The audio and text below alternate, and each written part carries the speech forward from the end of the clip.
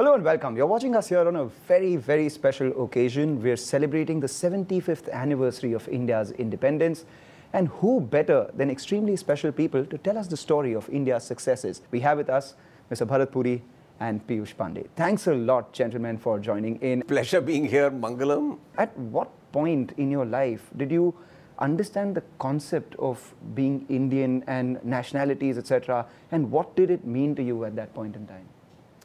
See, I think for our generation, when we grew up, being Indian was still something that was intrinsic to you. It was something that you were proud of. It was celebrated. And you really saw, for example, what India was really all about. Some of us who started in sales, we saw the real India and connected with the real India. And over a period of time, you realized that this has a lot going for it. We were born in middle-class households where Indianness was celebrated almost every week, where everything that you were taught was given to you as in a form of a doha to explain things to you. Every tradition was followed, even when you didn't have that kind of money, but tradition was followed at your means. So I grew up, 84 is the first time I stepped out of this country. But I agree with Bharat that 82, when Asia took place and color TV came to India and the TV proliferation happened, that's when the biggest challenge was for marketers and for advertising agencies.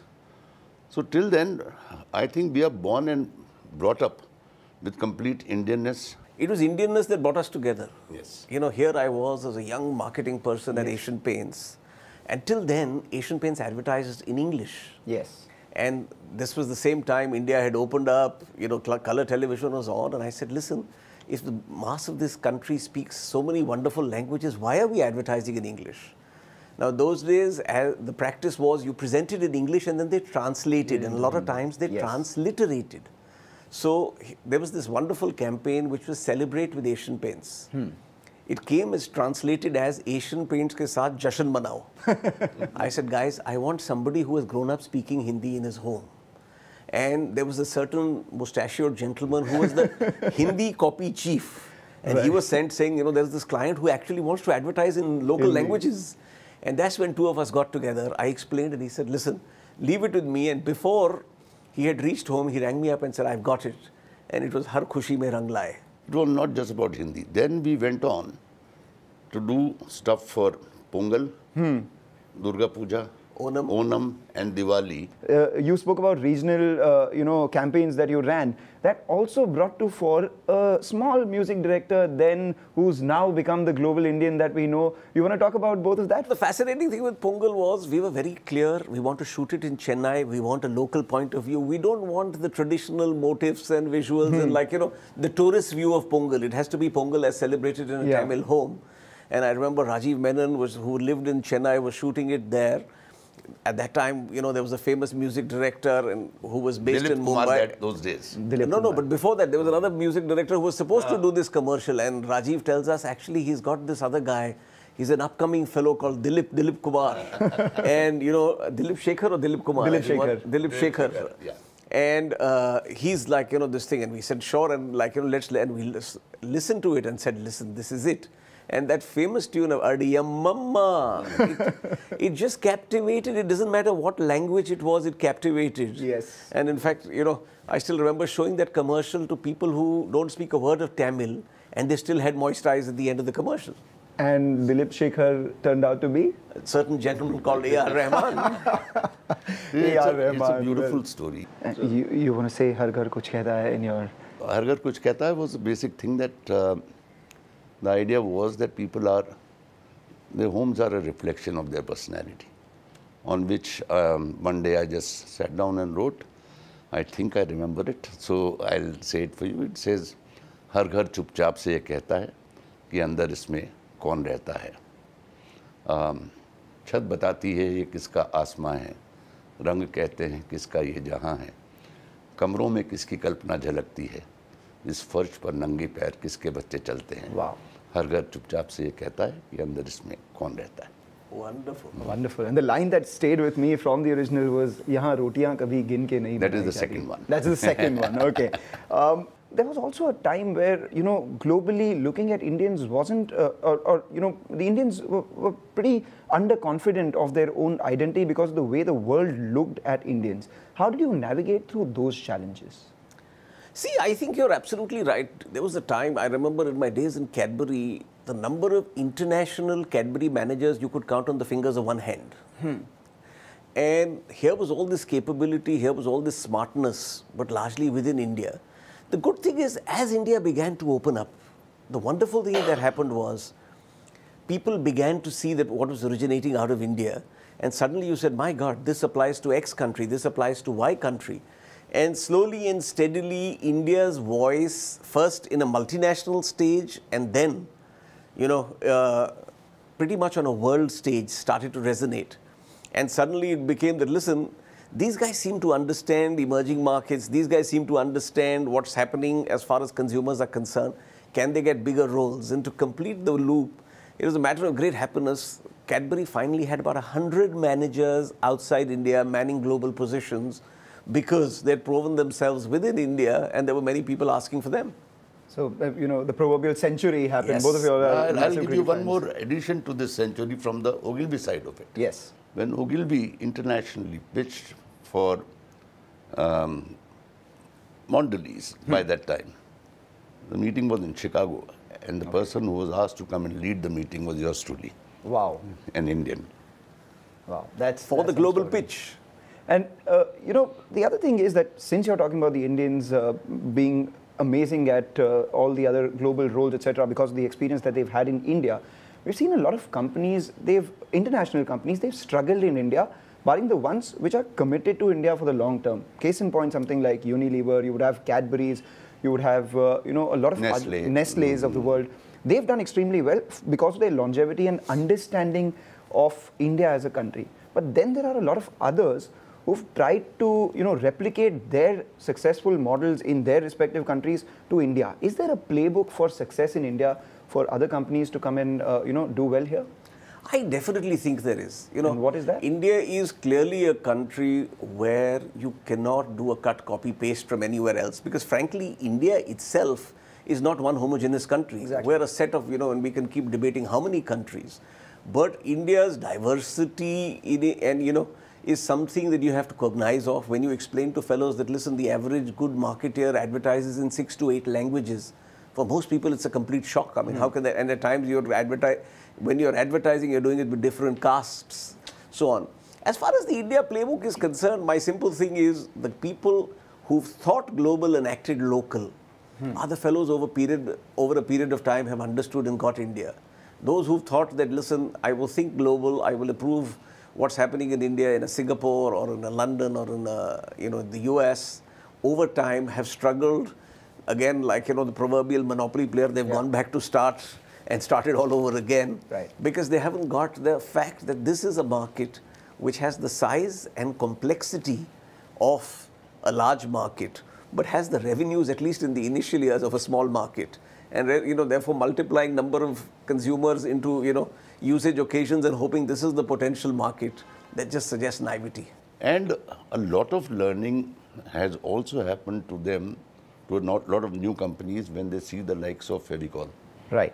Because they said it's so Indian and it appeals to a carpenter, to Ratan Tata at the same time. Take Fevicol. You know, we've actually researched at Pidilite. There is no other country in the world where a glue brand is one of the top 10 consumer brands. Not top 10 adhesive or top 10 chemical. It's the top 10 consumer brands in the country. And that tells you a lot about India, the country, and how to win in India. And this is something a lot of times it takes a lot of experience to understand. It does. And I mean, Fevicol ka jod for the stock market has now become Fevicol ka moat. And that is what everyone talks about. And I have to also, you know, give due credit to the way Unilever went ahead and did the WIMI strategy, winning in many Indias. And that actually signifies how there are many Indias and companies have to localize their strategies. You have to. You see, if the basic principle that a marketer and advertiser, because of the marketer, I have said it 50 years back, 70 years back, that know your audience. Yes. Now when you break that rule, when you go to a new country and you say, I'll do that, you don't know this audience. This is the time where a lot of Indian companies are also looking abroad. A lot of Indian brands are finding a fair amount of success.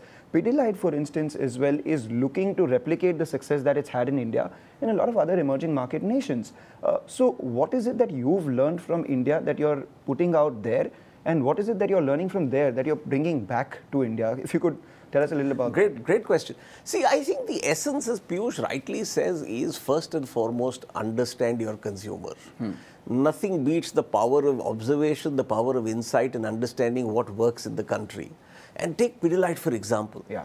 We are clear we want to be an emerging markets multinational. 70% of the growth of the world is going to come out of emerging markets. Different states of India are like pretty much different emerging countries from the rest of the world.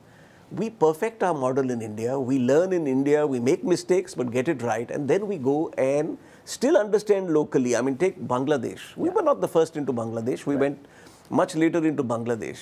Fast forward to 10 years later, we're the leader there. In our categories, we have the same strength in Fevicol that we have in India. Fascinatingly, anecdotally, I go there, the immigration guy asks me, so what brings you here? And I said, you know, I work for Fevicol. And he plays me a Fevicol ad. Wow. You know, and that's the power of knowing that you're doing it right. Any instance that you have from the advertising front where, you know, a campaign that did extremely well in India, you thought could actually go global and it did? See, a lot of times it has gone to Pakistan, Bangladesh, Sri Lanka. Yes. But yes, the thought goes through. The thought goes through. Like if we were to do Fevicol in those markets that we still have in mind, what would Bharat and I say? We would say that our success is based on a very simple thing, that nobody loves anything breaking and anything joining brings joy to you. That is the core of the brand. Now you express it your way. 75th anniversary of the independence as we're celebrating right now. Things have changed. We've opened up. A lot has happened. Where do you think we're going from here? How have we changed in those years? And what about those years would you wish are, would be present now?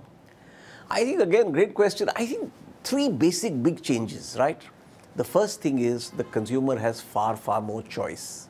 I think the second is access. And as you rightly said, from your telephone onwards, today, everything, the whole media scene has changed dramatically. The way you actually interact with consumers, the way your brand interacts with consumers has changed dramatically. And obviously, you have to keep pace. And I think the third is prosperity. Yes. In the good old days, when Piyush and me were, younger marketeers, there was a middle India and there was an aspirant India. Right. Now, clearly, there is a premium rich India, there is a middle India, and there's an aspirant India. And every marketeer has to have strategies for all three. Every new technology is an enabler for you to take your idea to your audience. Never be scared of technology. At the same time, never forget that you need an idea. Technology cannot save you. देखो computer में झांकोगे तो data दिखेगा, नजरें ऊपर उठाओगे तो दुनिया दिखेगी. And this thing about short attention span. Attention span is in your hand. If you can hold his attention, we can do an 80-seconder. If you can hold it in 30 seconds, you do a 30-seconder. I actually said to Google, and I said it to the Google marketing staff in a thing that they called me to speak. Right. As you're telling the world 7-second commercials on Facebook and 7-second seconders and thumb stoppers or whatever. Yes. I say, you're forgetting that I launched your brand in India with a 2.5-minute commercial. I remember that very clearly. Now, where we are in terms of the socio-cultural situation of India, do you think back in the day there were far more risks that one could take in telling a message as against now? Because, I mean, there is a bunch of people who are suddenly trigger happy, ready to be offended, so to say. People criticize you earlier also, they will criticize you. There's no research in the world or no politician in the world who got 100% votes. Right. Don't worry about them. Did you get a lot of delight? Did you sell a lot of stuff? And did you earn a lot of goodwill, which led to a lot of word of mouth? You are a happy place. What has really changed, Mangalam, is everybody has a voice now. And that voice at times can be disproportionately loud. Yeah. But I think, as Piyush rightly says, as marketeers, our belief is first do the right thing. We are not here to make a comment on religion, politics, so on. We are here to tell stories about our brands in a certain context. If we get it wrong, we will be the first to acknowledge we've got it wrong. But a lot of times, as he rightly says, if the vast majority is giving you like, a 3/4 majority, then the other 1/4 hopefully will understand over a period of time that, listen, this is not intended to offend, harm, or do anything, but to only, for example, take the brand forward. If something is going to spark off a kind of a problem in the society, we stay away from it. But a lot of times we don't even know what is going to cause that spark. If I start ticking, then I'll make a mistake. Yeah. You know that certain things, if I run an ad, can I run it to my family with my sisters and their kids sitting there and my mother sitting there? That is the basic thing. Do I have to be sensitive towards gender equality? Yes, that's a thing. We'll know the bigger things. Right. Now some guy will come up with their own theory. If it was a fantastic theory which we didn't think of, we'll say sorry and move. Yeah. Otherwise, we'll do a well left. Okay, well left. Well left is what I'd say to that. But, back in the day, we were known as the land of mystics and snake charmers. That, I would believe, moved to the land of yoga, colorful, fancy dances in Bollywood, and tech support.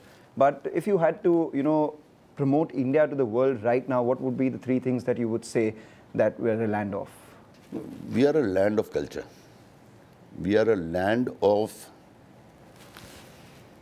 handling diversity. I would simply say, absolutely, we are young, we've got a solid can-do spirit, and I would say India, the best is yet to come. Yeah. What are the risks to that best which is yet to come? I just think in India, a lot of times we have the tendency to score self-goals. I just think that as long as we remain on the straight and narrow, we are not easily distracted, and we create the environment which allows exactly the culture, the diversity, the country to prosper. I think the best is still to come. All right. And you can't go without cricket. You can't go without cricket. So it's very simple. You don't make stupid mistakes to get out, but you don't stop playing your shots because you're scared of getting out. So play. We are playing well. Do not do the big mistakes of a self-goal or a hit wicket, in other words. If you had to sell India once again to Indians, because a lot of them are moving abroad, I mean, how would you, what would you say to everyone? See, I would definitely say that there's so many things to say. So one of the things would still be integration. One of the things still will be that stop calling a person a Madrasi. Yes. It's still not gone out. Start treating the eastern states as yourself. So we must remember that to keep this country intact, you better be a Fevicol. All right, better be a Fevicol. That's the plug we